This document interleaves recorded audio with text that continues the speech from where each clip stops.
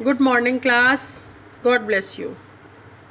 Class, today we are going to apply what we have learned in Bohr's atomic model. Yes, in Bohr's atomic model, we learned about the orbits, the fixed paths of electron around nucleus, and we learned about the fixed energy states.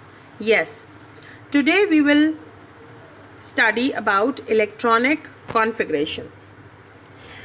I'm sure you all must be knowing enough about the shells and the number of electrons which can be accommodated in shells.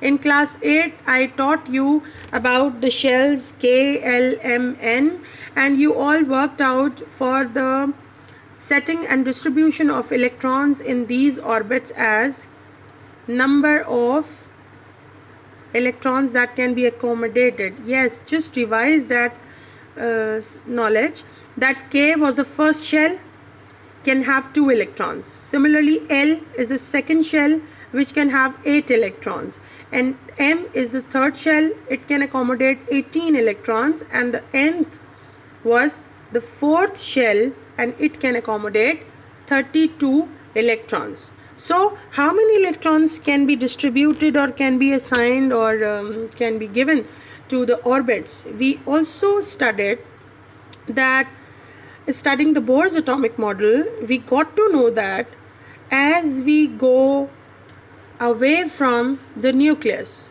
the energy and the number of the electrons can be accommodated in that shell or in that energy state also increase.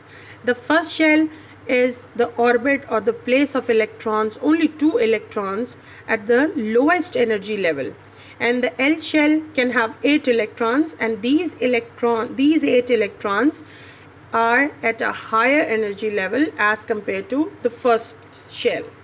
Similarly, as we move away from the nucleus, electrons are required to have increasing energy levels. So here we begin. The electronic configuration is the distribution of electrons of an atom or a molecule or other physical structures in atomic or molecular orbitals. So here we will be distributing the electrons in the orbits and the orbitals. So we see how many shells are there. Yes. Now you can read the picture and you can understand it well. The energy levels are increasing. Next, the orbit is defined as the fixed path along which electrons revolve around the nucleus of an atom. Thus, all atoms particularly revolve in an orbit, like the electrons. If some element is having atomic number 58, then it must be having 58 electrons in their orbits, and those 58 electrons will not be revolving on the same path. These electrons will be distributed among different orbits according to their places and their energy. So this is what we are going to study about. Let's talk about hydrogen. Hydrogen's atomic number is 1, means its atom has only 1 proton and 1 electron. The proton must be residing in the nucleus, but the distribution of electron in its first orbit is its electronic configuration. The next, the helium atom.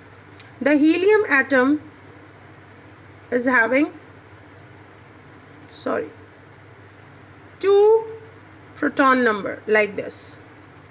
2 protons residing and at a fixed place in nucleus, central space, and 2 electrons are revolving around the nucleus in its first orbit. So as the proton number increases, we need to apply some more trick into it. So here we are going to study about the subshells. A subshell is a subdivision of electron shells, K, L, M, N, that we studied now. So subshell is the subdivision of electron shells separated by electron orbitals. And subshells are S, P, D, F.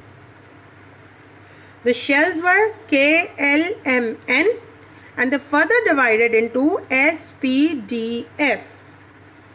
Now here we have to see how many electrons can be accommodated in subshells.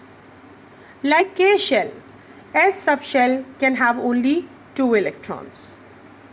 But P subshell can have 6 electrons. You have to learn this figure. And D subshell can have 10 electrons. Similarly, F subshell can accommodate or can give place to 14 electrons. Now where they are present? The subshells are present in the shells. The first shell, which is called as K shell.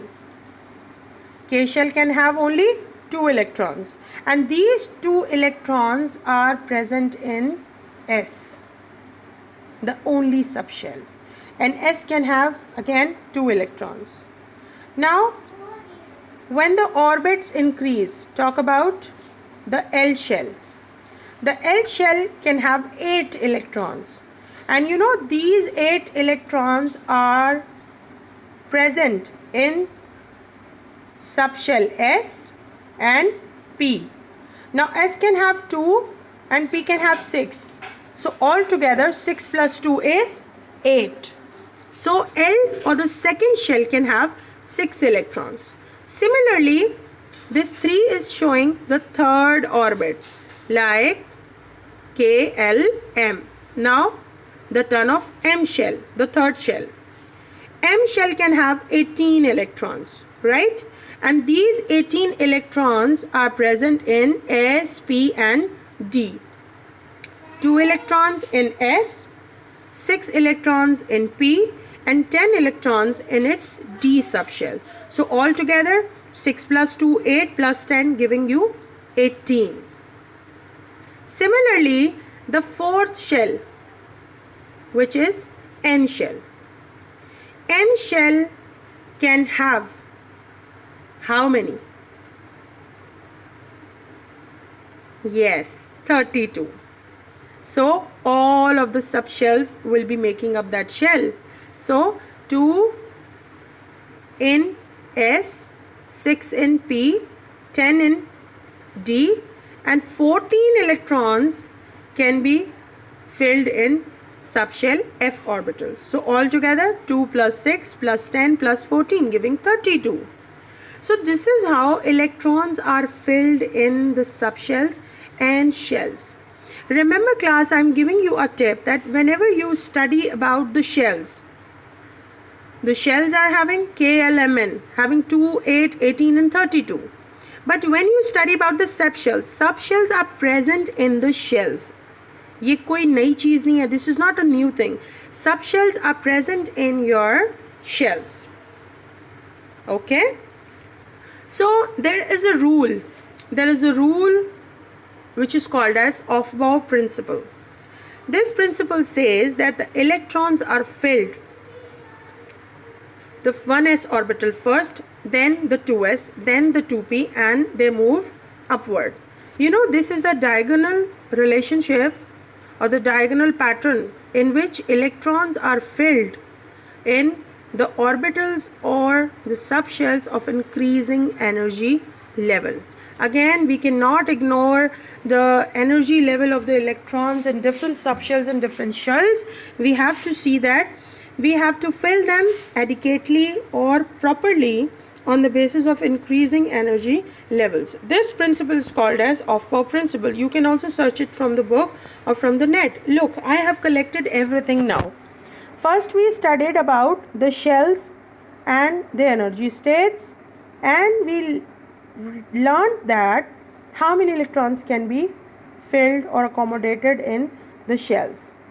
And in doing so, we also learned that the shells having subshells in them and how the subshell can have different energy levels. The S ones having the lowest energy level in a shell, then p orbitals, then d, then f. So we fill all the orbits and orbitals. How many electrons we are having? We will be filling up on this trend. This is in order according to increasing energy level of the orbitals or subshells. So first we fill 1s, then 2s, then 2p, then 3s, then 3p, 4s, and so on. How you can write them? You can write them like this. Every time I write it like this. I haven't learned this trend. I make my trend myself. How? I write the shells and the subshells SPDF, and here I write the number of shells. Then I connect them diagonally. This diagonal lines will help me to write the trend. The first is 1s, look, 1s, then 2s, then 2p, 3s, 3p, 4s, 3d, 4p, 5s. This is how I am making my own trend. You have to learn this much in today's class. Go through the textbook, read it well, and then tomorrow we will be applying all the knowledge of today's lesson. Thank you very much, class. Take care. God bless you, and please learn daily.